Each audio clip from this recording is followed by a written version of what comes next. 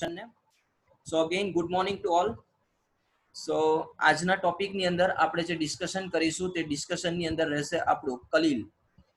અત્યાર સુધી આપણે અધિશોષણની ઘટનાઓ ભણી ગયા. અધિશોષણમાં આપણે અધિશોષણ કોને કહેવાય, અવશોષણ કોને કહેવાય, અપશોષણ કોને કહેવાય, શોષણ કોને કહેવાય, ટુડલીચનો નિયમ કોને કહેવાય. ત્યાર પછી આપણે ચર્ચા કરી કે ભૌતિક અધિશોષણ અને રાસાયણિક અધિશોષણની અંદર કેવો તફાવત હોય. અનુપ્રયોગો આપણે જોયા. ત્યાર પછી આપણે દ્રાવણની અંદર કેવી રીતના અધિશોષણ કરી શકાય તેનો કોન્સેપ્ટને આપણે વિચાર્યો.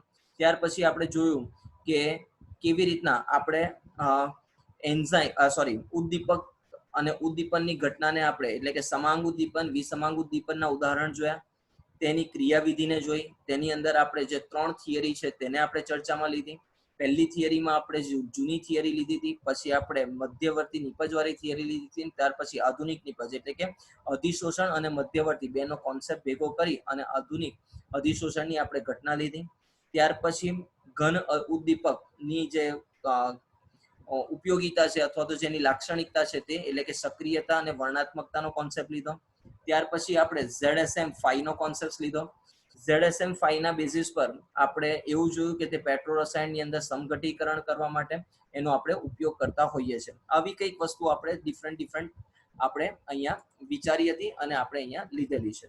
ઓકે, ત્યાર પછી આપણો જે સેગમેન્ટ્સ જે આવ્યો હતો તે હતો જે ઉદ્દીપનનો જે કોન્સેપ્ટ હતો તે ઉદ્દીપનના કોન્સેપ્ટ્સને આપણે એટલે કે ઉત્સેચક ઉદ્દીપનને આપણે જોયું હતું.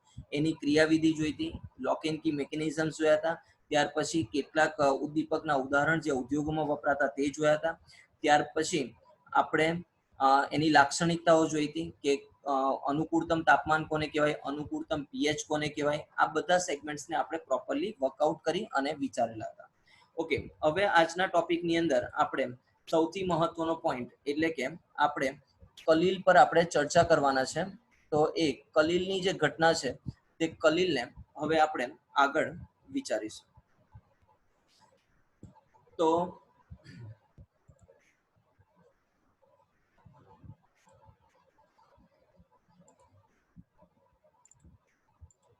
બધાને હવે વંચાશે. તો કલીલ માટે આપણે જે અભ્યાસ કર્યો છે તે તો અહીંયા કલીલ માટે શું યાદ રાખીશું તો કે કલીલ માટે આવા કંઈક લાઈનને આપણે યાદ રાખીશું કે બીજા એકમની અંદર આપણે અભ્યાસ કર્યો તે પ્રમાણે દ્રાવણો કેવી પ્રણાલી છે તો કે સમાંગ પ્રણાલી છે.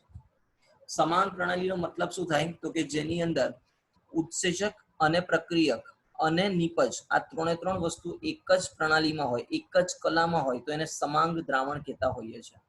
ઓકે, તો અહીંયા સમાંગ પ્રણાલીનો કોન્સેપ્ટ આપણે લીધો. સાથે આપણે એવું જોયું કે જ્યારે રેતીને પાણીમાં હલાવીએ છીએ ત્યારે નિલંબન આપણને મળે છે. એટલે કે હવે આપણી પાસે બે કોન્સેપ્ટ આવી ગયા. એક પાણીના 2 ગ્લાસ લીધા, તેમાં મીઠું નાખ્યું અને રેતી નાખી. મીઠું નાખીશું તો તે એકદમ ઓગળી જશે એટલે કે સમાંગ પ્રણાલી બનાવશે. પરંતુ જેની અંદર આપણે રેતી નાખીશું તે ઓગળવાની નથી અને તે ધીમે ધીમે નીચે બેસી જશે એટલે કે નિલંબિત થશે, એટલે આપણને નિલંબન આપશે.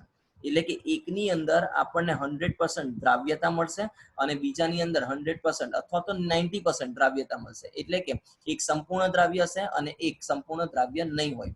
આ બેની વચ્ચેનો જે ભાગ છે તેને આપણે શું કહીશું, કલીલ તરીકે ઓળખીશું. એટલે કે જે નિલંબન આપે છે તે સમય સાથે કેવું થાય છે, બેસી જાય છે. નિલંબન અને દ્રાવણો બંને કેવા છે, એમની ચરમ સીમાઓ વચ્ચે આપણે વિશાળ સમૂહોની પ્રણાલી કે જેને કલીલમય પરિક્ષેપણ અથવા તો સામાન્ય રીતે આપણે એને કલીલ તરીકે ઓળખીએ છીએ. એટલે કલીલ એ આપણે કોની વચ્ચેનું મળે તો કે દ્રાવણ અને નિલંબન એટલે કે 100% દ્રાવ્ય અને 100% અદ્રાવ્ય આ બેની વચ્ચેની જે પ્રણાલી છે તેને આપણે શું કહીશું, કલીલ તરીકે ઓળખીશું. એટલે જે કલીલની આપણી પાસે હવે વ્યાખ્યા જે થશે તે વ્યાખ્યા આપણને શું કહેશે તો કે કલીલની જે વ્યાખ્યા આપણી પાસે મળશે તેમાં આપણને એવું કીધેલું છે કે કલીલ એ વિસમાંગ પ્રણાલી છે જેમાં એક પદાર્થ પરિક્ષેપિત કલા છે જેમાં ખૂબ ઝીણા કણો સ્વરૂપે અને બીજા પદાર્થો કે જેને પરિક્ષેપિત માધ્યમ કહીએ છીએ તેનો કોન્સેપ્ટ આપણને મળવાનો છે. તો આવી રીતના આપણને કંઈક ભાગ મળવાનો છે. હવે અહીંયા આપણે શું વિચારીશું તો કલીલ એ વિસમાંગ પ્રણાલી છે. હવે જેવી રીતના દ્રાવણની અંદર દ્રાવ્ય અને દ્રાવક હતા તેવી જ રીતના હવે અહીંયા આપણી પાસે શું મળશે તો કે કલા અને માધ્યમ આપણને મળવાના છે. એટલે કે જો અહીંયા હવે આપણે તફાવતનો કોન્સેપ્ટ આપણે લઈએ તો હું અહીંયા શું કરું છું તો કે પહેલા હું દ્રાવણ માટેનો કોન્સેપ્ટ લઈ લઉં છું. તો દ્રાવણ માટે મને શું મળતું હતું તો કે દ્રાવણ જ્યારે હોય ત્યારે મને શું મળે તો કે મને દ્રાવ્ય મળશે,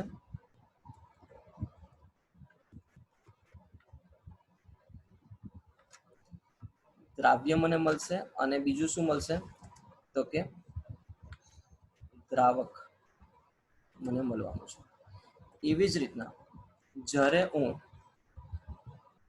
કલીલ લઈશ તો તે વખતે મને શું મળશે તો કે મને મળશે કલા અને એની સાથે મને શું મળશે માધ્યમ, મને માધ્યમ મળવાનું છે. એનો મતલબ એવો થાય કે દાખલા તરીકે હું જેને દ્રાવણમાં કલીલ કહેતો હતો તે દ્રાવણમાં જેને હું દ્રાવ્ય કહેતો હતો તે હવે અહીંયા શું થઈ જશે તો કે એ મને કલા મળશે. શું મળશે તો કે કલા. અને જેને હું દ્રાવક કહેતો હતો તે અહીંયા શું થઈ જશે તો કે માધ્યમ તરીકે ઓળખાશે. એટલે અહીંયા શું કીધેલું છે તો કે અહીંયા હવે પાછી વ્યાખ્યાને આપણે વાંચીએ તો વ્યાખ્યામાં એવું કીધેલું છે કે કલીલ એ વિસમાંગ પ્રણાલી છે જેમાં એક પદાર્થ એટલે કે દ્રાવ્ય એ કેવો છે પરીક્ષિત કલા છે જે કેવા સ્વરૂપે છે ખૂબ ઝીણા સ્વરૂપે છે, અને બીજો પદાર્થ કે જેને આપણે પરિક્ષેપણ માધ્યમ કહીએ છીએ તે આપણને જોવા મળશે. એટલે કે જે દ્રાવ્ય હતો તે કલા થઈ ગયો, એટલે કે કલા થોડા પ્રમાણમાં મળશે અને દ્રાવક એટલે કે જે માધ્યમ છે તે વધુ પ્રમાણમાં આપણને જોવા મળવાના છે. ઓકે, એવી જ રીતના હવે આપણે જ્યારે આગળ વધીએ તો આપણને શું કીધેલું છે તે તો કે હવે અહીંયા આપણને એવી કંઈક ચર્ચા કરેલી છે કે દ્રાવણ અને કલીલ વચ્ચેનો હવે અહીંયા તફાવત છે. તો દ્રાવણ અને કલીલ વચ્ચેનો આવશ્યક તફાવત કોના વચ્ચે જોવા મળે તો કે દ્રાવણ અને કલીલ વચ્ચેનો આવશ્યક તફાવત આપણને કણોના કદમાં આપણને જોવા મળશે. એટલે કે દ્રાવણની જ્યારે હું ચર્ચા કરીશ તો દ્રાવણમાં ઘટક કણો કેવા હશે તો કે આયન અથવા તો નાના કણ સ્વરૂપે હશે. એવી જ રીતના જ્યારે હું કલીલની વાત કરીશ તો મને શું મળશે પરિક્ષેપિત કલા એક બૃહદ કણ એટલે કે જેમાં પ્રોટીન અથવા તો સંશ્લેષિત પોલિમર અથવા તો ઘણા પરમાણુ અથવા તો આયન વચ્ચેનો સમુચ્ચય આપણને જોવા મળશે. એટલે કે કલીલમય કણો આપણને શું જોવા મળશે તો કે સાદા કણો કરતા મોટા જોવા મળશે, પણ એટલા નાના હશે કે જે નિલંબિત રહેવાના છે. એટલે કે તેમના વ્યાસ જે કણનો જે વ્યાસ છે તે આપણને કેટલો મળશે 1 થી 1000 નેનોમીટર એટલે કે 10⁻⁹ થી 10⁻⁻6 મીટરની વચ્ચે આપણને મળશે. એટલે કે પાછું આપણે જો અહીંયા ચર્ચા કરીએ કોની તો કે દ્રાવણ આપણે લઈ લીધું આ બાજુ અને આ બાજુ આપણે શું લઈશું કલીલ લેવાના છે. તો કે હવે દ્રાવણની અંદર આપણે શું જોયું તો કે કણ જે હતા તે કેવા હતા નાના હતા. એવી જ રીતના આપણને એની જે સાઈઝ મળતી હતી 1 નેનોમીટર જેટલી આપણને મળતી હતી. આવું કંઈક આપણે યાદ રાખેલું છે. એટલે કે આની અંદર આપણને શું જોવા મળશે આયન જ જોવા મળશે હંમેશા. એવી જ રીતના જ્યારે હું કલીલની વાત કરીશ તો એ કેવા હશે તો કે મોટા કણ ધરાવતા હશે. એટલે કે એનો જે કણનો જે સાઈઝ છે તે આપણને કેટલો જોવા મળશે 1 અને 1000 નેનોમીટર ની વચ્ચે આપણને જોવા મળશે. આપણને આવો કંઈક કોન્સેપ્ટ આપણને મળવાનો છે. આવું કંઈક આપણે યાદ રાખી શકાય. અને અહીંયા આપણી પાસે શું મળશે તો કે આની અંદર આપણને મળશે પ્રોટીન, પછી આપણને બીજું શું મળી શકે તો કે પોલિમર. એવી જ રીતના આપણને બીજું શું મળશે તો કે બૃહદ અણુઓ આપણને જોવા મળી શકશે.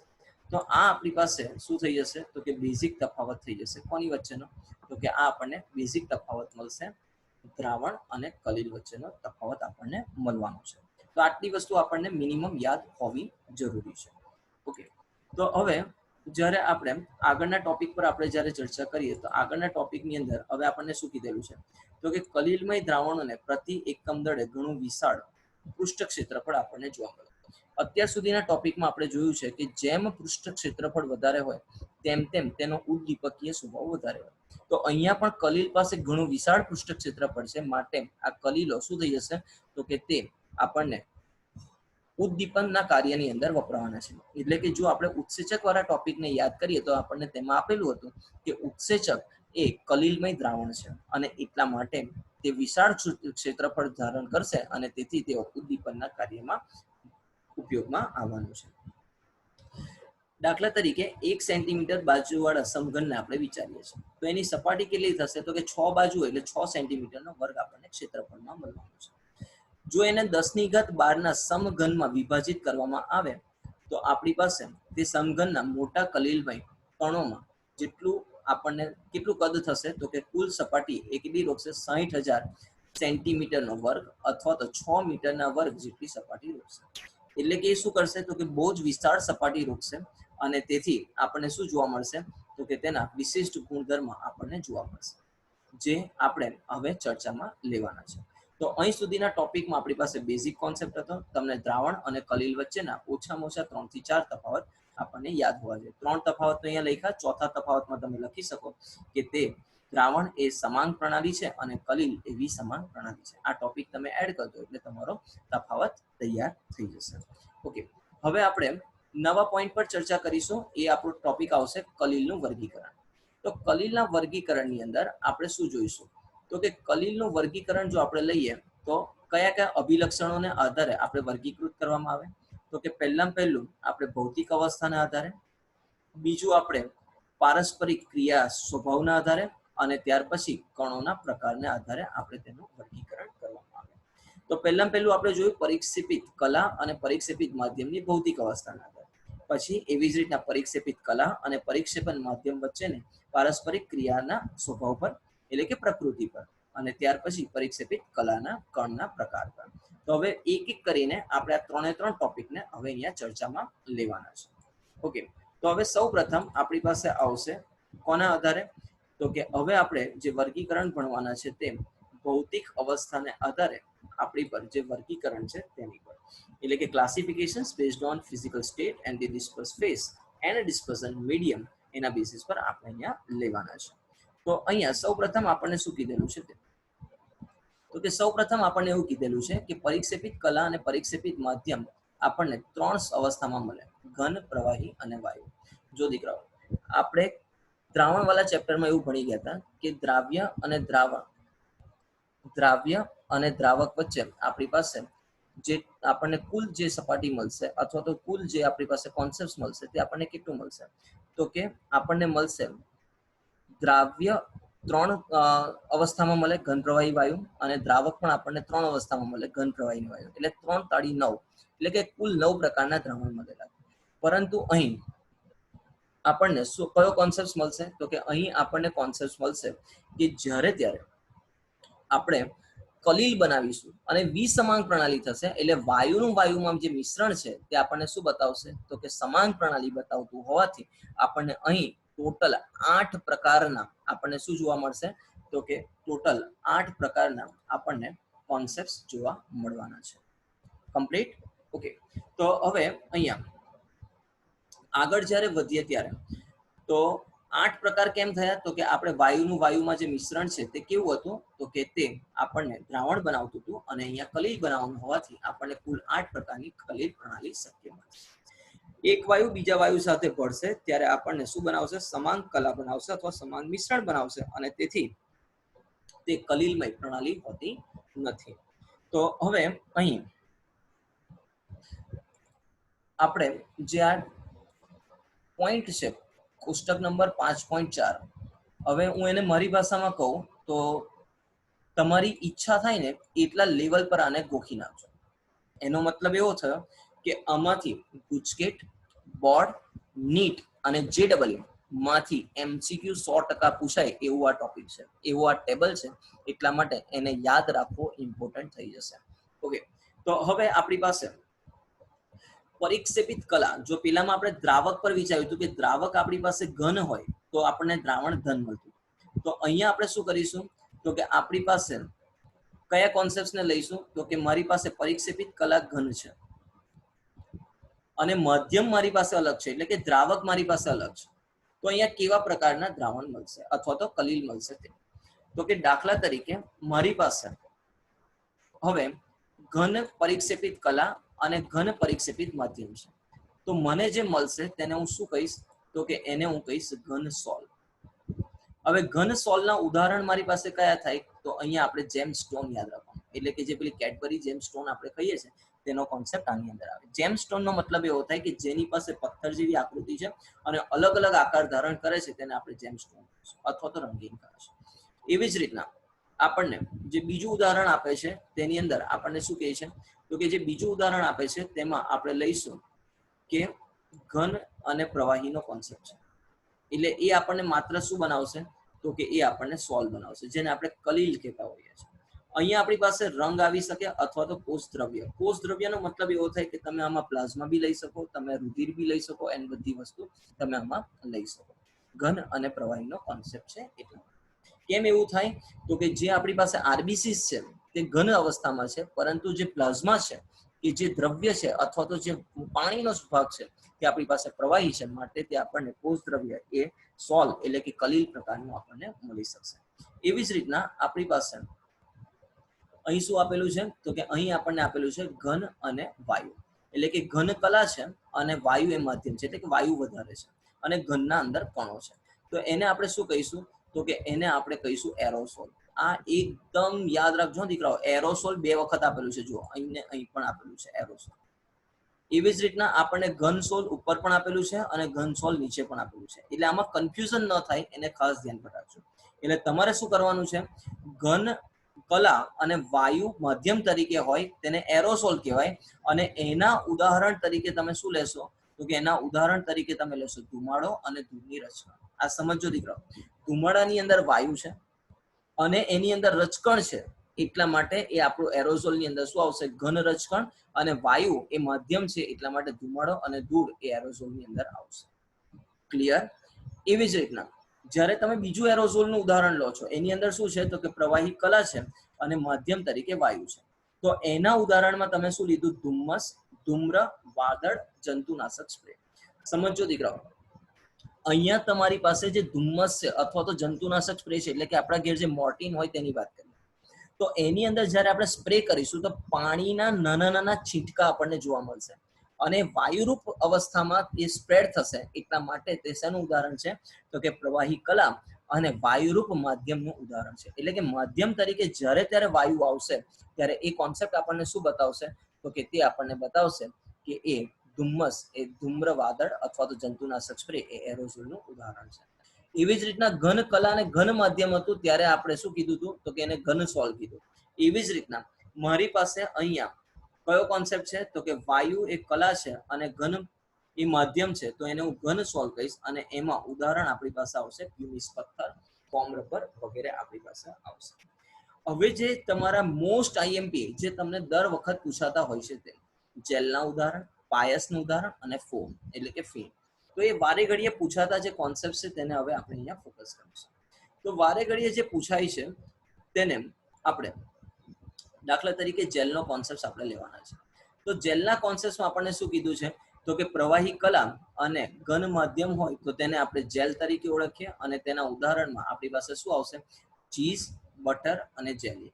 હવે અહીંયા સમજો દીકરાઓ, ચીઝ, બટર અને જેલી એટલે કે તમને એવું પૂછવામાં આવેલું હોય કે થીજેલું ઘી છે, તો થીજેલું ઘી પણ એ બટર જેવું અથવા તો ચીઝ જેવું અથવા તો જેલી જેવું સ્વરૂપ ધારણ કરતું હોવાથી એ આપણું અહીંયા જેલના ઉદાહરણની અંદર આવશે। શબ્દ પકડવાનો છે થીજી ગયેલું ઘી અથવા તો શિયાળામાં જોવા મળતું ઘી, એ શેનું ઉદાહરણ છે તો કે જેલના ઉદાહરણની અંદર આપણી પાસે આવવાનું છે। એવી જ રીતના આપણી પાસે જે નેક્સ્ટ ઉદાહરણ છે તેની અંદર એટલે કે જે નેક્સ્ટ છે તેમાં પ્રવાહી કલા, પ્રવાહી માધ્યમ જેને આપણે ઇમલ્સન્સ તરીકે ઓળખતા હોઈએ અથવા તો એને પાયસ કહેતા હોઈએ, તો એના ઉદાહરણમાં આપણને શું જોવા મળશે તો કે દૂધ, વાળ એટલે કે હેર ક્રીમ, માખણ વગેરે આની અંદર ઉદાહરણની અંદર આવવાનું છે। એવી જ રીતના તમને છાશ પૂછવામાં આવે તો છાશ પણ એ આપણું શેનું ઉદાહરણ છે તો કે ઇમલ્ઝન એટલે કે પાયસ અથવા તો કલીલનું સારામાં સારું ઉદાહરણ છે. એટલે કે દૂધમાં જે રીતના પાણી ઉમેરે છે તો તે એનું ઉદાહરણ થઈ શકે. એટલે કે પ્રવાહી માધ્યમ હોય તો તે વખતે એનો કોન્સેપ્ટ અહીંયા આપણને આવવાનો છે.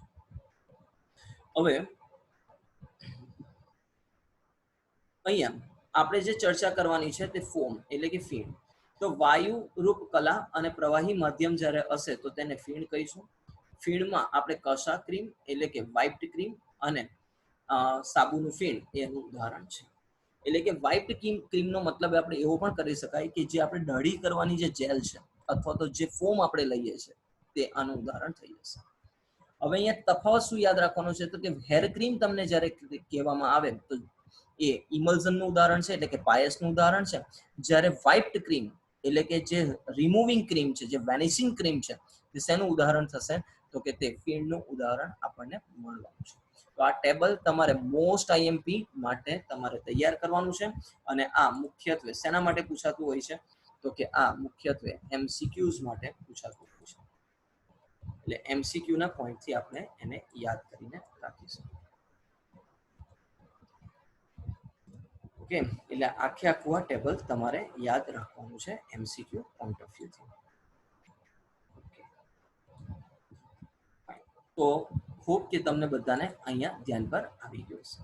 ઓકે, તો હવે આપણે આગળ વધીએ અને આગળના ટોપિકને હવે ચર્ચા કરીએ. અહીંયાથી તમારી પાસે જે આ બે એક લાઈન છે તેને તમારે થોડાક ફોકસ કરવાના છે. પહેલું તમને એવું કહે છે ઘણી જાણીતી વ્યાપારિક પેદાશો અને કુદરતી વસ્તુઓ જે કલીલ છે.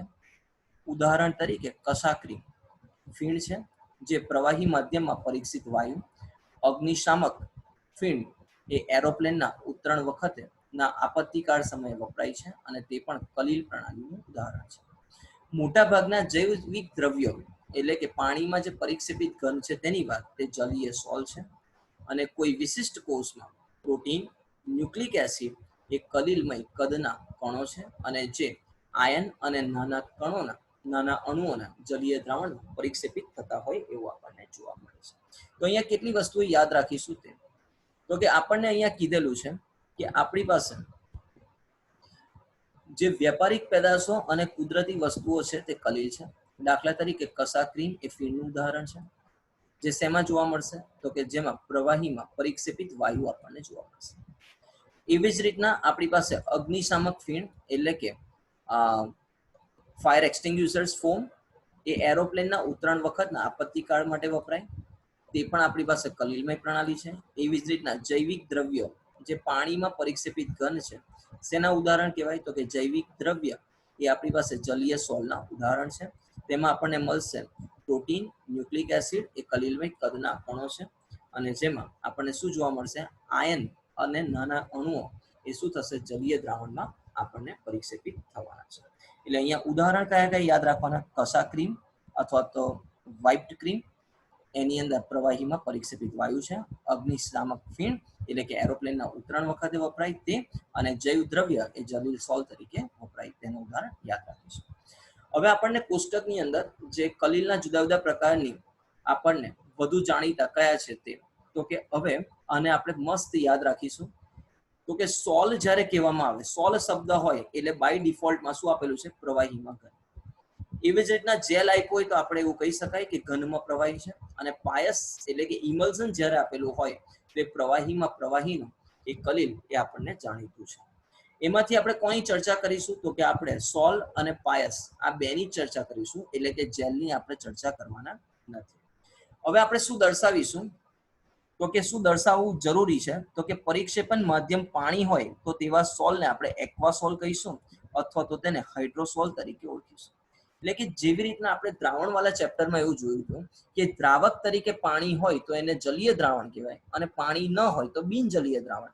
તો એવી જ રીતના એવા સોલ કે જેની અંદર માધ્યમ તરીકે પાણી હોય તો તેને એક્વાસોલ અથવા તો હાઇડ્રોસોલ કહીશું અને જો પાણી નહીં હોય અથવા તો પાણીની જગ્યાએ બીજું કંઈક હશે દાખલા તરીકે આલ્કોહોલ હોય તો આલ્કોસોલ્સ તરીકે એને આપણે ઓળખીશું. તો અહીંયા પરિક્ષેપણ માધ્યમ તરીકે જો આલ્કોહોલ હોય તો એને આલ્કોસોલ્સ તરીકે આપણે ઓળખવાના છે.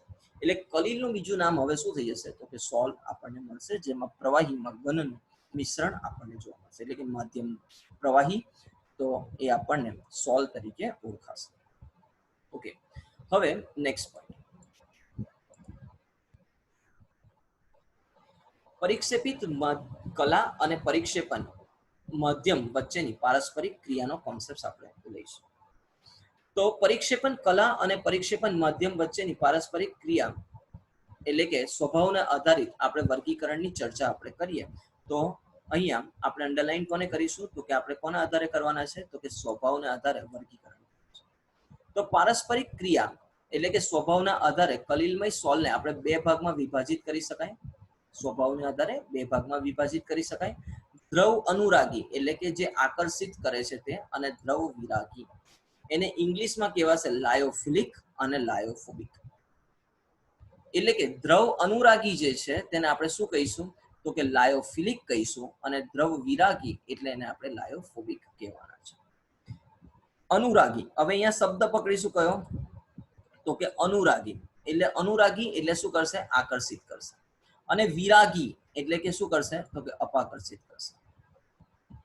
જો હવે દ્રવ્યની જગ્યાએ એટલે કે કોઈ વસ્તુની કોઈ માધ્યમ એટલે કે પ્રવાહીમાં દ્રવ્યની જગ્યાએ હવે આપણે પાણી માધ્યમ તરીકે લીધેલું હોય તો આપણે શબ્દ કયો વાપરીશું, જળ અનુરાગી અને જળ વિરાગી શબ્દ વાપરીશું. એટલે અહીંયા સ્પેસિફિક શબ્દને પકડવાનો છે. જો તમને પાણી આપેલું હોય તો જ તમારે જળ વિરાગી અને જળ અનુરાગી કહેવાનું છે, બાકી બધાને દ્રવ્ય લેવાનું છે. હવે અહીંયા સમજો, આખા ચેપ્ટરમાં જ્યારે પણ દ્રવ શબ્દ આવે એટલે સમજી લેવાનું કે પ્રોટીન વાળો ભાગ છે, એટલે કે તૈલી ભાગ છે. તૈલી ભાગનો કોન્સેપ્ટ અહીંયા શું મળે, તો કે તેલ જે છે તે આપણી પાસે કેવું થઈ જશે, તો કે તે પાણીને શું કરશે, તો કે પાણીને હીટ કરશે. એટલે હવે અહીંયા આપણે શું યાદ રાખીશું, તો કે જ્યારે પણ મને દ્રવ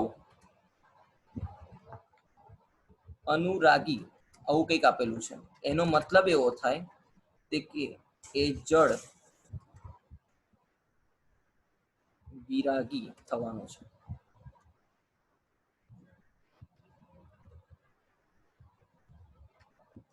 એ આપણને શું થશે, જળ વિરાગી થશે. અને તેવી જ રીતના જો મને એવું આપેલું છે દ્રવ વિરાગી, તો મારે શું સમજવાનું, તો કે મને આપેલું હશે જળ અનુરાગ. આવો કંઈક કોન્સેપ્ટ મને આપેલો છે. એટલે કે મારે દ્રવ તરીકે શું લેવાનું છે, તો કે મને જ્યાં સુધી કીધું ન હોય તો દ્રવ તરીકે મારે તૈલી પદાર્થ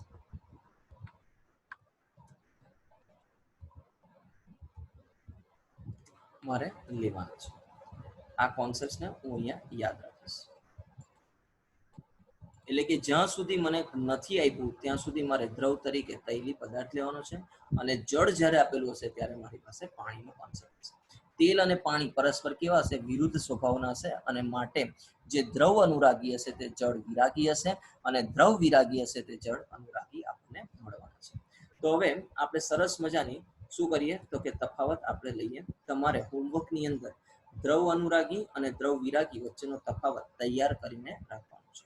તો હવે અહીંયા શરૂઆતમાં આપણે જોઈએ, દ્રવ અનુરાગી શબ્દનો અર્થ આપણને શું થાય, પ્રવાહી ચાહક થઈ જાય. આ પહેલો. પછી બીજા પોઈન્ટમાં આપણને શું કહેશે, તો કે કલિલમય સોલ કે જે ગુંદર, જિલેટિન, સ્ટાર્ચ, રબર વગેરે જેવા પદાર્થોને યોગ્ય પ્રવાહીમાં મિશ્રણ કરી અને ખૂબ સહેલાઈથી આપણને મળે તેને આપણે શું કહીશું, દ્રવ અનુરાગી સોલ કહીશું. એટલે આ આપણો પોઈન્ટ નંબર 2 થઈ જશે. પોઈન્ટ નંબર 2 ની અંદર આપણે શબ્દ કયો પકડ્યો, તો કે ખૂબ સહેલાઈથી આપણે એને બનાવી શકાશે. આ સોલની અગત્યની લાક્ષણિકતા શું છે, કે જો હવે આપણે શું કરીશું, તો કે જો આપણે પરિક્ષેપણ માધ્યમને પરિક્ષેપિત કલામાંથી અલગ કરવામાં આવે ત્યારે સોલ પરિક્ષેપણ માધ્યમમાં સાથે ફરીવાર મિશ્ર કરી અને પુનઃરચિત કરી શકાય છે. એટલે અહીંયા આપણે શું શબ્દ પકડીશું, તો કે પુનઃરચના સંભવિત છે. એટલે આવું જે સોલ છે તે સોલને આપણે શું કહીશું, તો કે આવા સોલને આપણે પરિવર્તનીય સોલ તરીકે આપણે ઓળખવાના છે. પાછા તેઓ કેવા હશે, તો કે તેઓ કેવા જોવા મળશે, તો કે ઘણા સ્થાયી સોલ આપણને જોવા મળશે. અને અગાઉની ચર્ચા પ્રમાણે એ શું પામતા નથી, તો કે તેઓ સ્કંદન પામતા નથી. અને સ્કંદન પામતા નથી માટે એમાં સ્થાયી કારક નાખવા પડતા નથી. આવી કંઈક વસ્તુ આપણે અહીંયા ચર્ચા કરી. ઓકે, એવી જ રીતના હવે આપણે શું કરીશું તો કે હવે આપણે જોઈશું કે દ્રવ વિરાગી કોને કહેવાય. તો કે દ્રવ વિરાગી માટે અહીંયા આપણે કોને યાદ રાખીશું તો કે શરૂઆતમાં એવું કીધેલું હતું કે દ્રવ અનુરાગીમાં પ્રવાહી ચાહક હતા. તો આ કેવા થઈ જશે તો કે આ પ્રવાહી વિરાગી થઈ જશે. પેલામાં આપણને એવું કીધેલું હતું કે સહેલાઈથી આપણને સોલ્વ મળે છે અથવા તો આપણે એને સીધા મિશ્રણ કરી અને મળાવી શકાય છે. એટલે કે આ સહેલાઈથી મળે છે તો અને આપણે એટલે કે ધાતુઓ પ્રવાહી વિરાગી ધાતુઓ તેમના સલ્ફાઇડ વગેરેને પદાર્થોને જ્યારે પરિક્ષેપણ માધ્યમમાં મિશ્ર કરવામાં આવે ત્યારે કલિલમય સોલ બનતા નથી. એટલે કે કલિલમય સોલ એટલે કે દ્રવ વિરાગીને માટે આપણે વિશિષ્ટ પદ્ધતિ દ્વારા જ બનાવી શકાશે. એટલે આવા સોલને આપણે શું કહીશું દ્રવ વિરાગી આપણે કહેવાના છે. પેલાને શું કહેતા હતા તો કે દ્રવ અનુરાગી આપણે કહેતા હતા. હવે આમાં વિદ્યુત વિભાજ્ય ઉમેરવામાં આવે અથવા તો ગરમ કરવામાં આવે અથવા તો હલાવવામાં આવે તો અવક્ષેપિત થશે એટલે કે સ્કંદન પામશે. જ્યારે આ શું થતા હતા સ્કંદન પામતા નથી એટલે કે આ સ્થાયી નથી. તો આ કેવા હતા તો કે આ સ્થાયી હતા. એટલે કે એક વખત અવક્ષેપિત થયા પછી પાછા ફરી આપણને મેળવી શકાતા નથી. આવો કઈ કોન્સેપ્ટ આપણી પાસે છે. એટલે કે તેઓને પાછા પુનઃ પ્રાપ્ત કરી શકાતા નથી. એટલે આ આપણને કેવા મળશે તો કે જેવી રીતના આપણને આમાં કીધેલું હતું કે આ પરિવર્તનીય હતા તો આ કેવા થઈ જશે અપ્રતિવર્તીય એટલે કે અપરિવર્તનીય આપણને જોવા મળશે. એટલે કે આમાં સ્થાયીકારક પ્રક્રિયકોની જરૂર પડે છે એવું આપણે અહીંયા કહી શકાય. તો આવો કંઈક કોન્સેપ્ટ આપણી પાસે અહીંયા મળવાનો છે. તો તમારે શું કરવાનું છે તો કે તમારે આટલા પોઈન્ટને એટલે કે જે આપણે અત્યારે ચર્ચા કરી તે પોઈન્ટને તમારે સરસ મજાનું તૈયાર કરીને રાખવાનો છે. તમારે એનું શું કરવાનું છે તો કે દ્રવ વિરાગી અને દ્રવ અનુરાગીનો તમારે તફાવત તૈયાર કરીને રાખવાનો છે. આવતીકાલે આ તફાવતના પોઈન્ટથી આપણે ચર્ચા કરીશું અને આગળ આ ટોપિકને આપણે વધારીશું. ઓકે, તો આ વખતની એક્ઝામમાં તમારો કલીલ સુધીનો ટોપિક એ ગુરુવારની એક્ઝામ માટે રહેવાનો છે જેમાં 25 MCQ આવવાના છે. ઓકે, તો દીકરાઓ કોઈ ડાઉટ છે?